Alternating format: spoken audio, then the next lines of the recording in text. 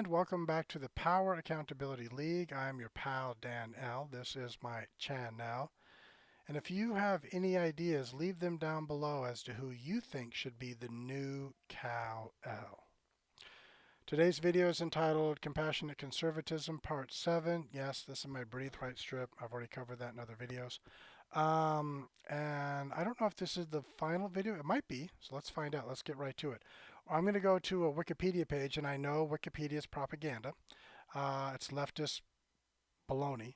But in order to defeat your enemy, you have to know what they're thinking. And the left, thank goodness, every day Silicon Valley tells us what they're thinking, and it's usually pretty grotesque, violent, horrible, dystopia. It's a nightmare, and they share that with us every day. But on this particular webpage, we're going to be talking about a conservative organization. So let me read you what it says. It's about Young America's Foundation. Young America's Foundation is a conservative youth organization founded in 1969 whose stated mission is ensuring that increasing numbers of young Americans understand and are inspired by the ideas of individual freedom, a strong national defense, free enterprise, and traditional values. In 2018, the Los Angeles Times called YAF, Young America's Foundation, one of the most preeminent, influential, and controversial forces in the nation's conservative youth movement. Scott Walker, former governor of Wisconsin and 2016 Republican presidential candidate, became president of YAF on February 1st, 2021. Notable alumni members include Jeff Sessions. Okay, so that was the part I wanted to get to.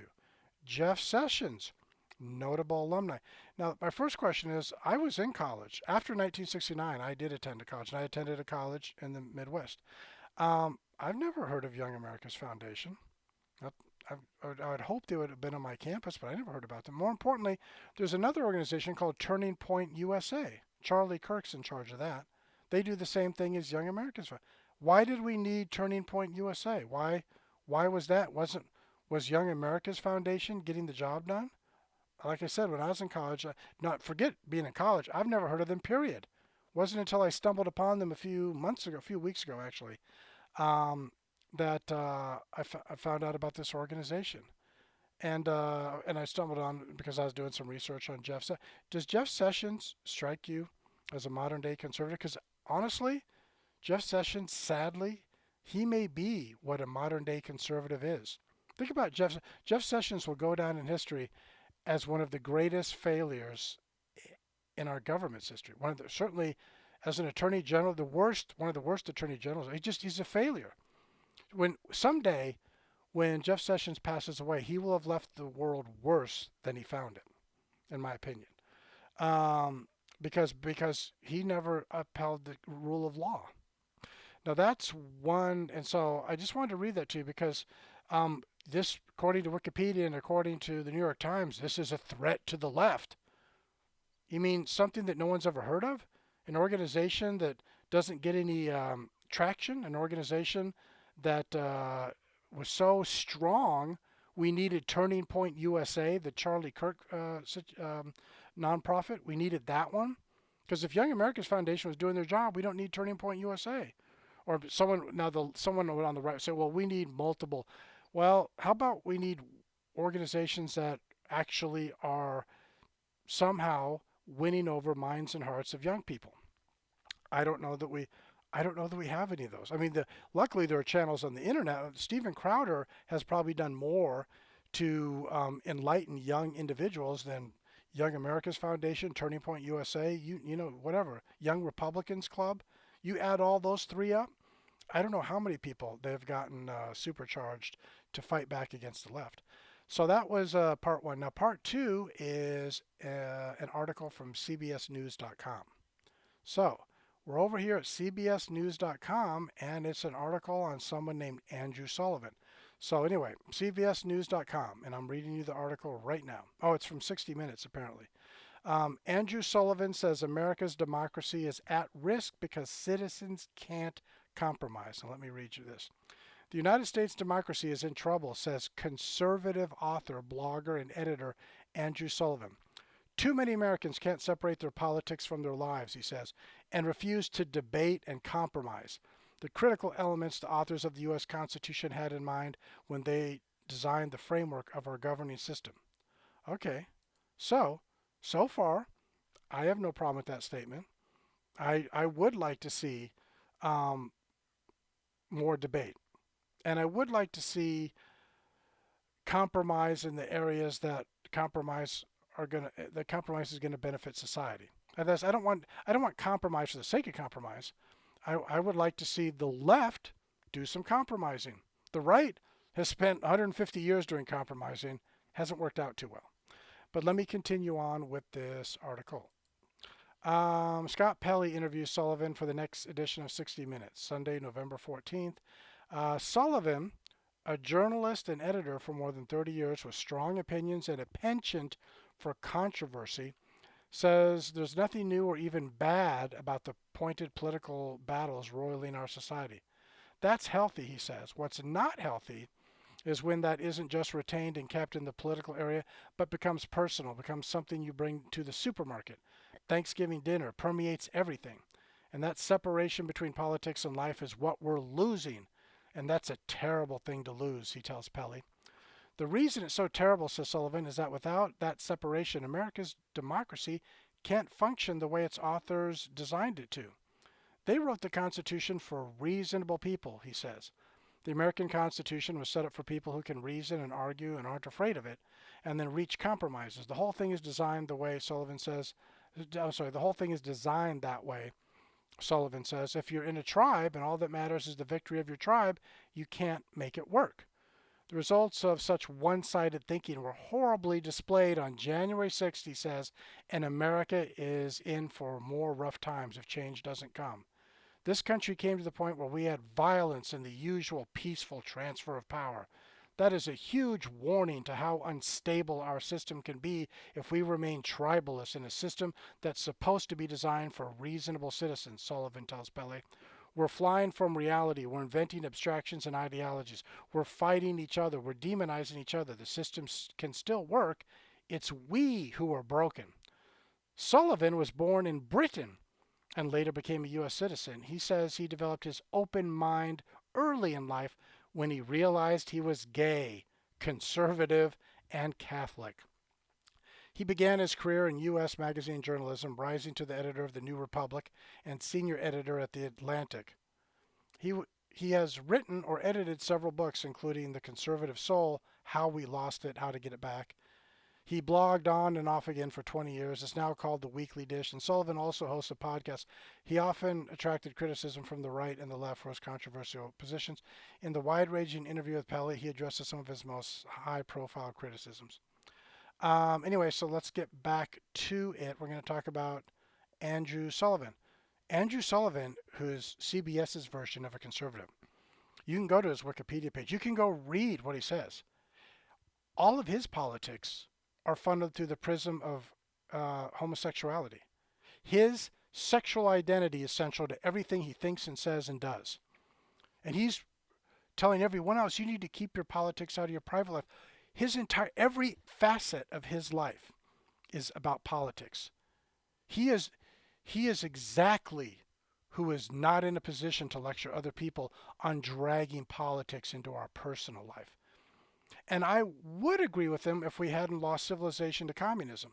So now people on the right and center are forced to drag politics into every facet of our life because the left beat us to that project. The left has infused, think about the Soviet Union, think about communist China. In communist China, is politics as a facet of everyday life in China? Yes, it is. And China is run by the left. Soviet Union and even today's Russia is run by the left. Politics is everything. It's indoctrination. North Korea, political indoctrination. So the point is, this guy, Andrew Sullivan, he's not a conservative. He's not on the right. He's on the left. Just like Jeff Sessions is not a right-winger. He's not a conservative. And but CBS News wants to portray him that way. CBS News wants you to think of right-wing politics as conservatism as pro-gay marriage, pro. He's got it all wrong. He's not. If you go back and study this guy, I think he's pro-abortion. He's pro-gay marriage. He's anti-Republican. And again, January 6th is when we lost his civility. No comment about the 4 years of Trump in office, burning down 500 cities, thousands of people murdered by the left in service of their ideology and thinking that it was going to be political gain if they murdered people who they perceived as unpopular in American society. You do know, don't you? There were lots of assassination attempts against Trump, and that's because they were orchestrated by the left, and they might have been endorsed by people like Andrew Sullivan because he's not on the right.